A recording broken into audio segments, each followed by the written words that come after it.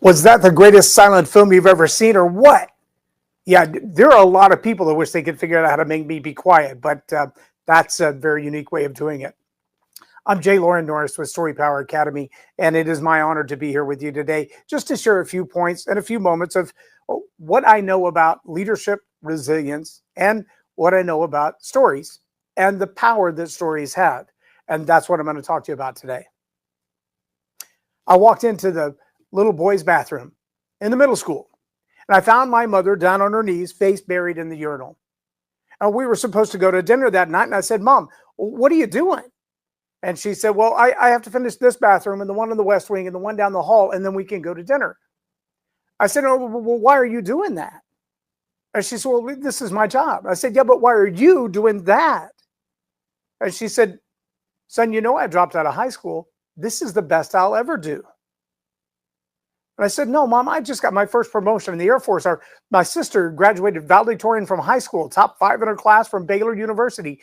There's no chance that we have succeeded where we have, and this is the best you can do." I'm not willing to believe that. I think it's a story you've been telling yourself. It's a lie. You keep telling yourself and you keep believing it. Well, the Air Force sent me off to Honduras for the next 6 months. And while I was in Honduras, I get a phone call.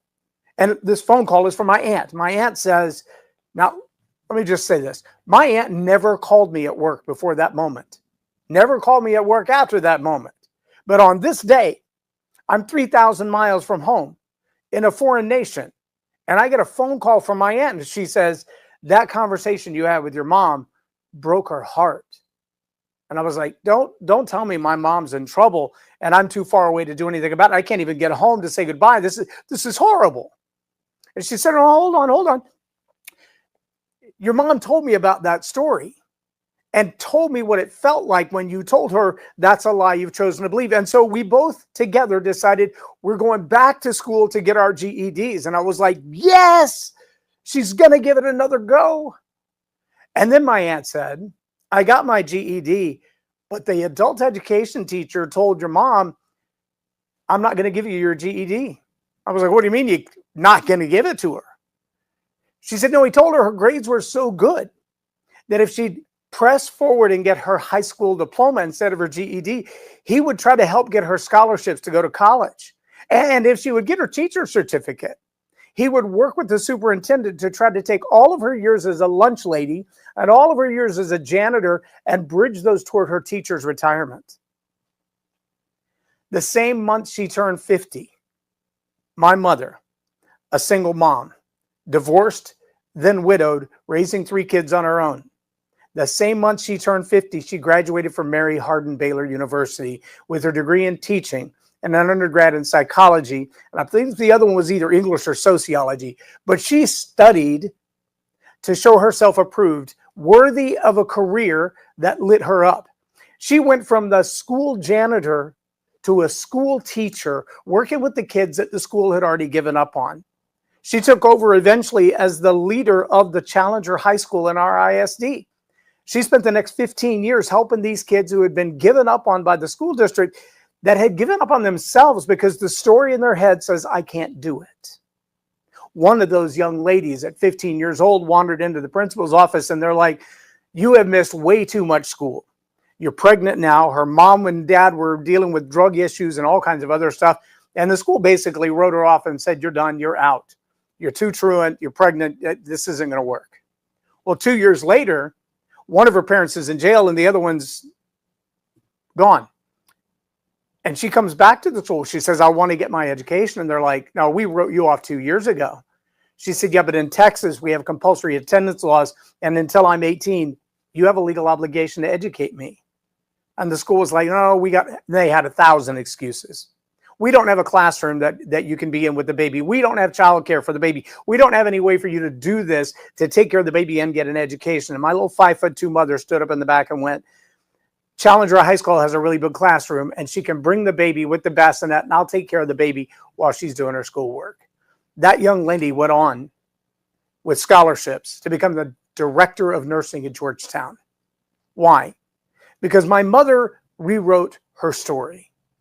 Now here I am, 30 years past that moment that my mother and I had that confrontation. 30 years later, my job is helping people tell better stories better. And I'm not just talking about what they say on the platform. I'm not just talking about what they might write in a book or what they might answer on a podcast. Yeah, all of those are important. The ability to promote yourself, to build your business. I love the way Grant Cardone says it. Best known beats best every time. If you can't articulate why your ideas are good, they're not going to be expected and they're not going to be accepted by anybody. You've got to have the ability to articulate your ideas. Now, what does this have to do with leadership resilience? If you had asked my mother the day before we had that confrontation, are you a leader? She would have said, no, I'm a janitor. Let me ask you this question. What do you think you are? Are you a leader? Do you have the resilience to charge into a moment like that and say, I'm going to tell a different story about myself? The challenge we have as leaders, especially in today's age, whether it's an identity crisis or it's a social political crisis or it's a mental health crisis, our ability to say, that's not me. That's a mistake I made. That's a decision I made. Maybe it wasn't the best one, but that's not me. I'm different than that. Our ability to look inside and tell a different story is absolutely critical. So I'm going to give you 3 really simple steps to be able to do that. Here's your first step. Your very first step in rewriting the stories of your life isn't just to look at them and go, this is what happened, but to ask yourself from positional awareness. Dr. Caroline Leaf talks about stepping outside of the moment and rewriting that moment by selecting the story that we're going to focus on. Now, this might be a moment in time. It might be a relationship. It might be as the boss that day that you went, I had to fire everybody. I recently had a coaching client who was a CEO of an organization. And on our first 30 days that we worked together, every time we got on a call, he would tell me about an issue with this person and an issue with that person and an issue at home and an issue at work, issues with clients, issues with salespeople. And the irony to me was, he didn't see that the story he told about his wife and the story he told about his employees, whether they were the contractors, the logistics guys, the salespeople, every story seemed to be the same. And I thought back to a day that I read in a John Maxwell book. If Bob has a problem with Sue and Bob has a problem with Bill and Bob has a problem with Nancy, Bob's the problem. And when I called him on it and I said, listen, Mr. CEO, it seems to me that the consistency between all of these relationships that have gone south is the story you tell in your head about how they are responsible for all these mistakes. And yet the consistency is you. Or maybe you've heard the phrase, wherever you go, there you are. True story. And if the attitude in you, driven by the stories you tell yourself, is what causes the friction in your company, causes the stress in your mind, builds up that blood pressure, that heart disease, that high level of cholesterol, drives your insulin out of whack, all those things that are happening in your physical body, many of them are driven by your mind. And many of what's driven by your mind, many of those conditions driven by your mind, are driven by the stories you're telling yourself. Now, you've got to stop for a moment and select those stories. In fact, there's an ancient religious text that says, take every thought captive. Now, I'm going to challenge you when that story starts to replay in your head. Well, I can't accomplish that because of my past. Well, I can't accomplish that because I don't have that level of education. I can't do that. I wasn't made to be rich. My life is a mess because I'm a victim of X, Y, and Z. You can go through the whole list of the things that you've been a victim to. And if you choose to repeat the story of your victimhood, the world will let you have it. The minute you take that thought captive and go, I'm not living like this anymore. Trust me, I was a 25-year addict. 25 years, nearly ruined my marriage. But 10 years in, I made the commitment to change that story. I was an addict. I am not an addict. And the minute that story began to change in me and I began to take every thought captive, when those ideas came back toward that addiction, I said, no, I'm not thinking about that. I got better things to think about. I'm not thinking about how I need to pay these bills. I'm thinking about how do I need to generate more revenue? Not I can't afford it, but how can I afford it? These are stories that play over and over in our head.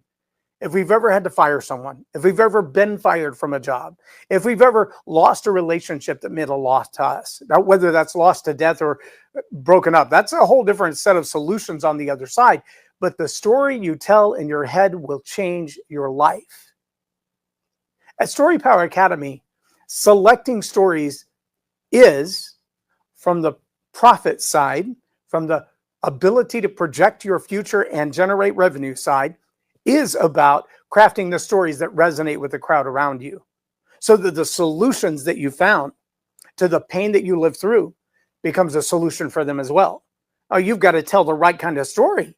You've got to tell a story that makes sense to them, that resonates with them, that has the proper content and the proper context, that demonstrates your credibility and your credential. The story MJ just told us about being in the building when the earthquake started and responding to other people who had already begun to freak out. They're already telling themselves the story. We're going to die. We're going to die. We're going to die.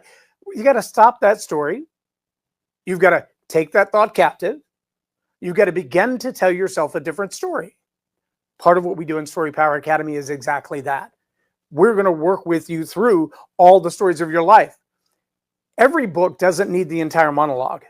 Every speech on the platform, every podcast doesn't want to hear your entire life story from the day you were born to yesterday. What they want to know is, have you encountered the same problems I've encountered and found a solution to them? You know that your story is effective. The story you've selected to tell, 2 minutes, 5 minutes, 20 minutes, you know that story is effective when they first say, wow, your story really moved me. Secondly, when they say, your story is just like my story, and so much that they feel compelled to tell you their story.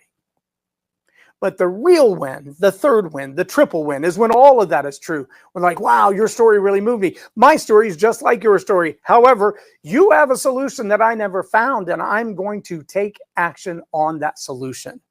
Now you know you've selected a story, you've qualified that story, and you've crafted that story in a way that people who need help come to that story and they go, that's the moment I was looking for. That's the solution I was trying to find. I had a client who contacted me and said, I'm really having a hard time not talking too long when I'm on the platform. I said, okay, well, what is it that you do and how do you think I might be able to help? It took 9 hours. 9 hours. For her to tell me her whole story about who she is, what she does, and why she does it. We worked together for several months. And she had told me, you know, my challenge is every time I get on the stage, I feel like I have to tell all of that again. And nobody, you know, wants to sit for 9 hours. I mean, raise your hand. Don't raise your hand.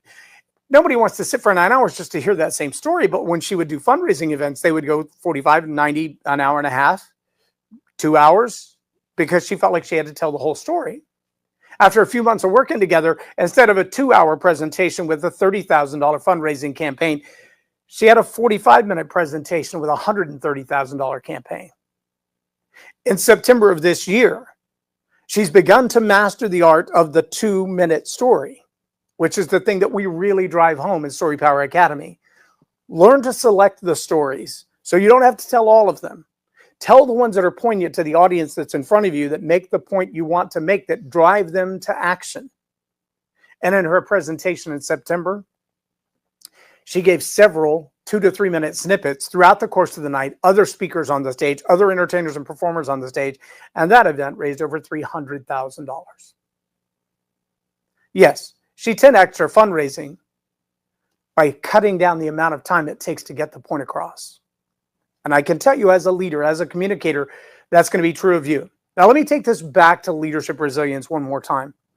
If you've ever worked in a place where you realize that your attitude as the leader is more contagious than the common cold, when you walk in the door and everybody in the room begins to take on the same attitude you came in with, if you had trouble getting out of the house, if you had trouble getting in the car, maybe your Starbucks order was wrong. Maybe the lid wasn't on and you spilled coffee in your lap on the way to work. Maybe you pulled into your parking place and some yahoo jumped in your spot just before you got in it and then the rain started. And now everything in your life is a mess, and you're walking in the door to your office, your coworkers, your executive assistant, and you just got this on your face. Zig Ziglar said in an interview one time, he asked a woman, do you ever sometimes wake up grumpy? She said, no, I let him sleep. He was really talking about her grumpy. But see, when you walk through your workplace like that, especially when you're the leader, your influence over everybody in the room comes from your emotional set. We heard Cheryl talk about that. The ability to generate electricity from your body is beyond your control. But what you can control is the attitude that you carry. Well, what is an attitude? It's a thought plus an emotion. What you think about how you feel and how you feel about what you think, that's your attitude. And when you're thinking my day is a mess already and you feel bad because that's true, when you walk into the office, you take that with you and it splashes all over everybody around you. You ever seen a color run? People take off from the starting line in a nice white t-shirt. By the time they get to the first section, the first leg of the race, people are throwing chalk at them out of a particular color. At the next leg, another color. At the next leg, another color. That's like an attitude. And when you get to the end of the race, you're soaked in sweat and covered with 15 different colors of chalk. You look like a rainbow, or a bag of Skittles have been melted in your pocket. Everybody's attitude is going to get on you.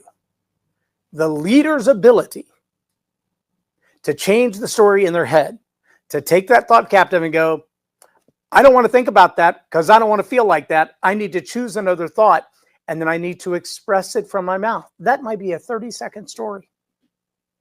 But when you walk into your office, close the door, stay in there until lunchtime, and then come back out and you turn to your assistant and you go, hey, can you schedule me an appointment with that person? Let me tell you what you just did. Your attitude, the stories you've been telling inside your head, the way that those stories make you feel have just generated a seed.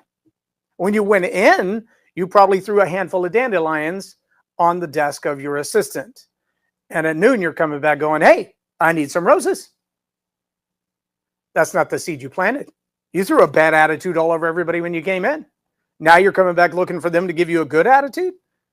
If you're the leader, your resilience determines the mood of the office. Let me give you another word for that. Corporate culture.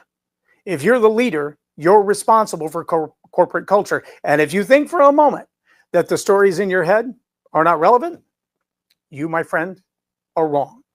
I want to challenge you to consider the stories that you tell, to take a step back for a moment and ask yourself, could I change that story and change somebody else's life? If there's something you're interested in, you can join us at storypoweracademy.com. We've got a new 6 weeks course starting in January, and I'd love for you to be a part of it. But at a minimum, take a moment, select the stories that you're telling, craft those stories, and then deliver them in a way that other people can also change their mood, change their attitude, and change their life. Together we are Global Speakers Talk.